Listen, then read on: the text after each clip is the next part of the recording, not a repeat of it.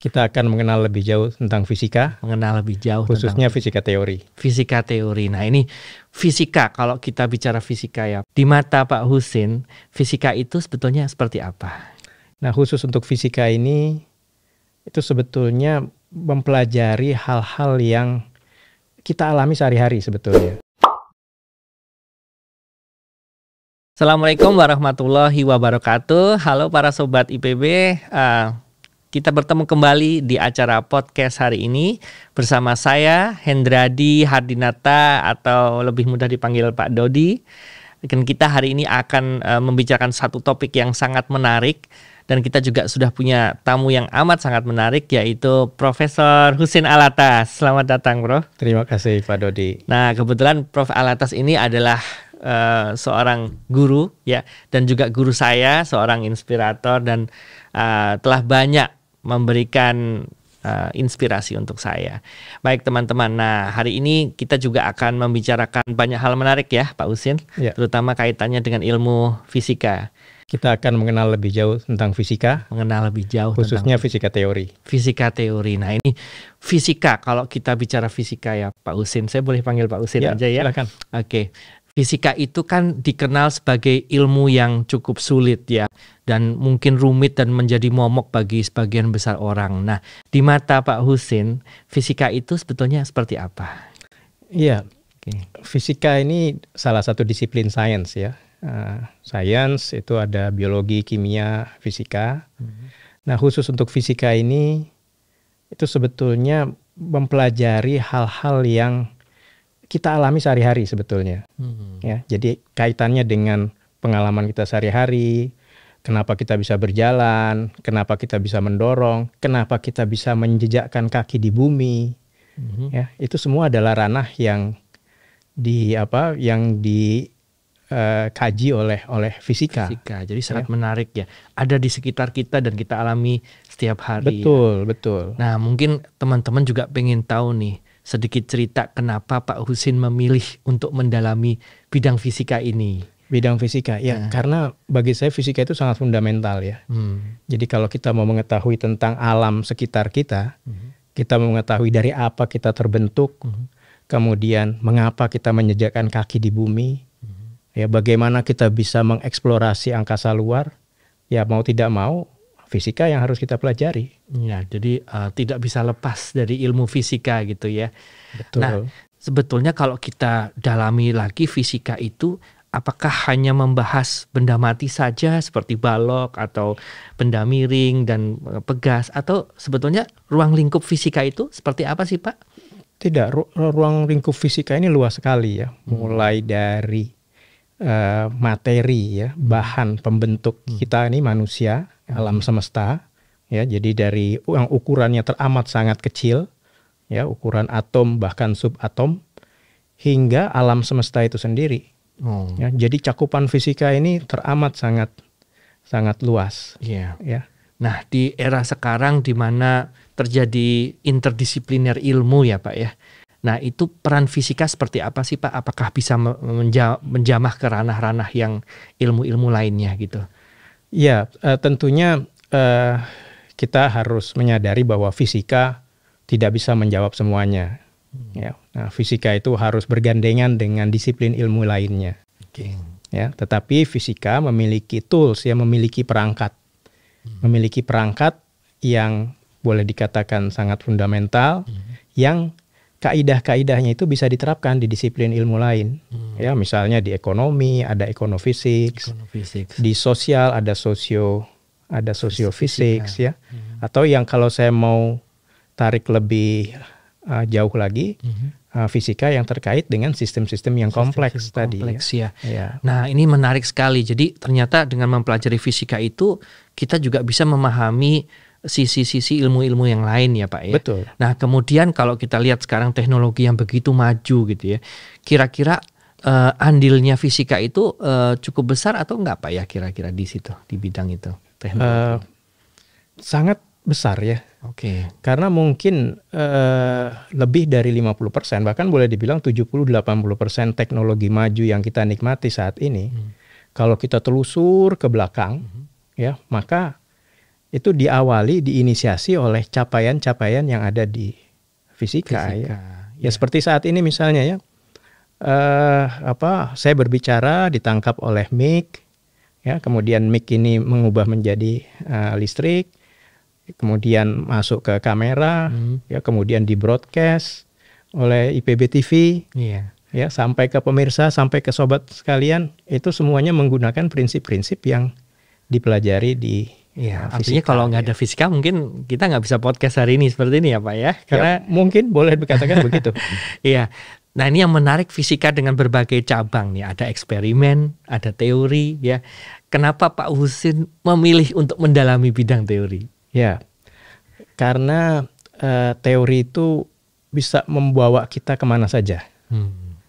Ya, bisa membawa saya ke pelosok alam semesta yang mana saja.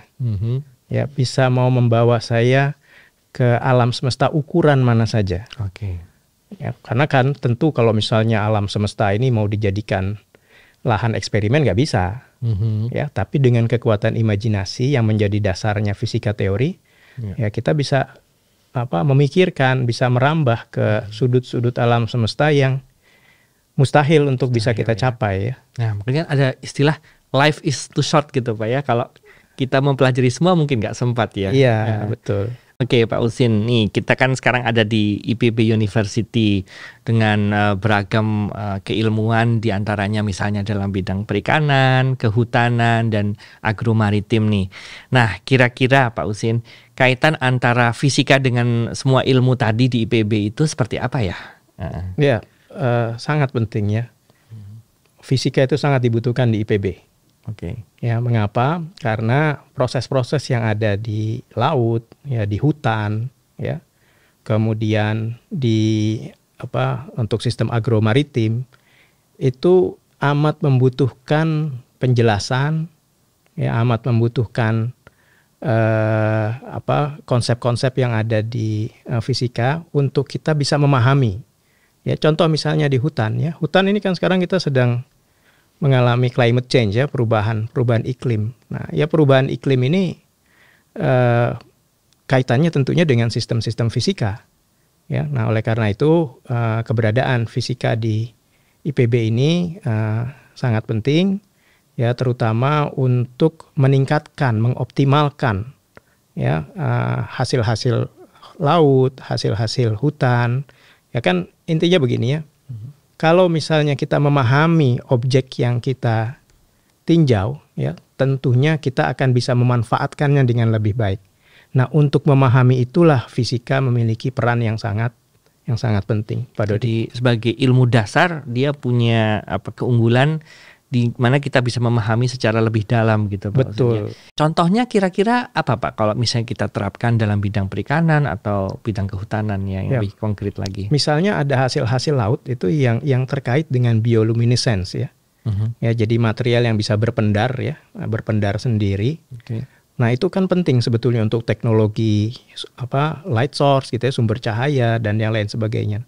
Nah, fisika itu berperan dalam memahami ya bagaimana bioluminescence itu berproses ya, bagaimana mekanisme yang berlangsung ketika terjadinya pendaran cahaya tersebut. Nah, kalau kita memahami prosesnya, maka kita bisa memahami bagaimana memanfaatkannya dengan baik, atau minimal kita bisa meniru ya, kita bisa meniru apa yang ada di alam ya untuk diterapkan dalam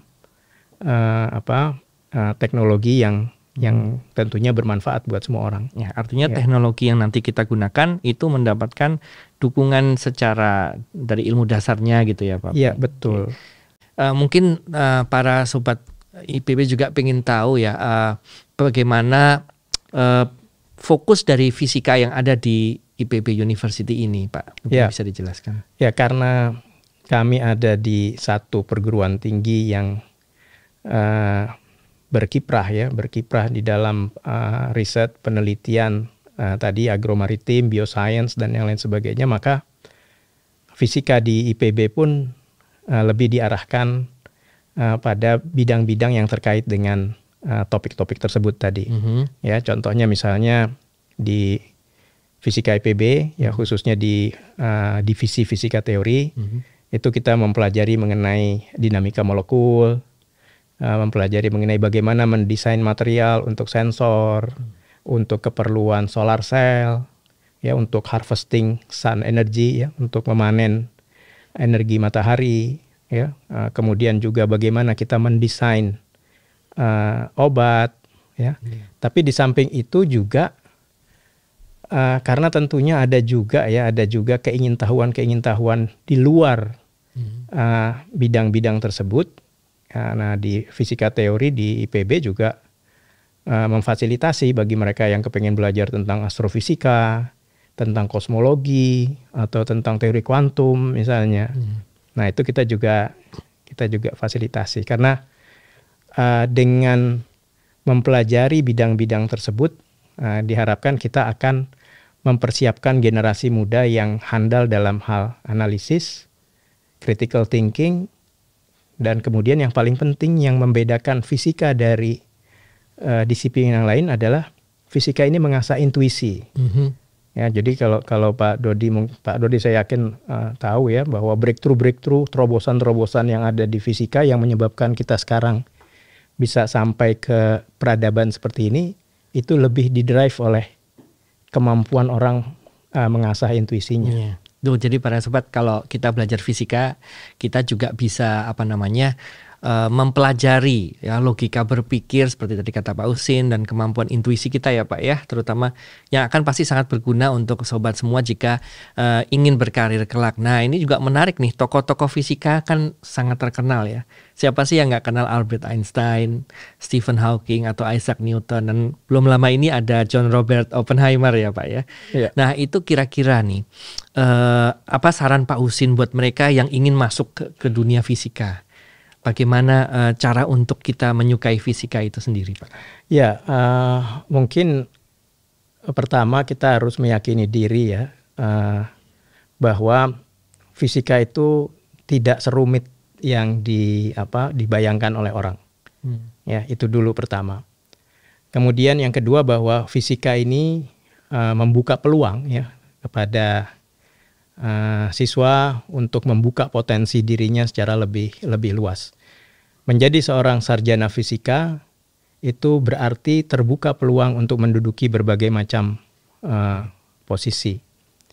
Nah, oleh karena itu sejak dini ya kita harus berani untuk bereksplorasi ya dengan fisika.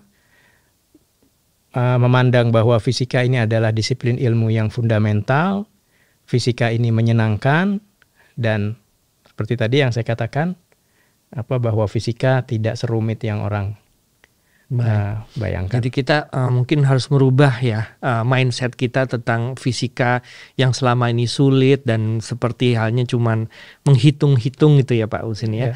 Menjadi sesuatu yang memang menyenangkan dan bisa menjadi suatu perjalanan ya, seperti journey. Seperti kita memasuki suatu wilayah yang belum pernah dimasuki orang sebelumnya. Betul. Ya. Jadi mungkin saya tambahkan ya, apakah orang yang menggeluti fisika harus selalu pandai matematiknya? Tidak, ya. Karena fisika itu sejatinya adalah pengukuran dan pengamatan. Ya. Nah, sementara yang disebut matematik itu adalah alat ya untuk mendeskripsikan gejala alam. Jadi dalam fisika ada yang fisika yang eksperimen gitu ya, yang tidak berkaitan dengan matematik secara langsung, ya itu ada juga ya. Artinya tadi ini membuka peluang bagi siapa saja ya untuk berkembang. Jadi kita menjadi tahu seperti apa alam semesta kita bekerja, Betul. Sejauh mana kita bisa mengeksplorasi batas-batas pengetahuan kita, dan yang mungkin bagi pribadi masing-masing mungkin bisa lebih dekat mengenal Sang Pencipta begitu ya Pak. Wah, ya. Tepat sekali Pak Dodi. Iya, ini sungguh luar biasa ya teman-teman. Fisika itu sangat luas, sangat asik dan penuh dengan tantangan ya. Seperti waktu saya dulu mempelajari fisika itu karena memang saya sangat suka membaca biografi para tokoh fisika. Kemudian saya menjadi terinspirasi dan akhirnya saya masuk ke fisika IPB, bertemu Pak Husin, dan setelah itu ya perjalanannya menjadi semakin mengasihkan. Mudah-mudahan juga teman-teman di sini ya bisa terinspirasi dengan podcast ini dan semakin tertarik terhadap ilmu fisika. Saya ucapkan terima kasih kepada Pak Ustin sudah datang hari ini dan mau berbagi. Jadi teman-teman, mudah-mudahan podcast hari ini bermanfaat buat kita semua dan juga dapat menambah wawasan kita dan ketertarikan kita terhadap fisika, khususnya fisika IPB. Terima kasih dan sampai jumpa di lain kesempatan. Assalamualaikum warahmatullahi wabarakatuh. Waalaikumsalam.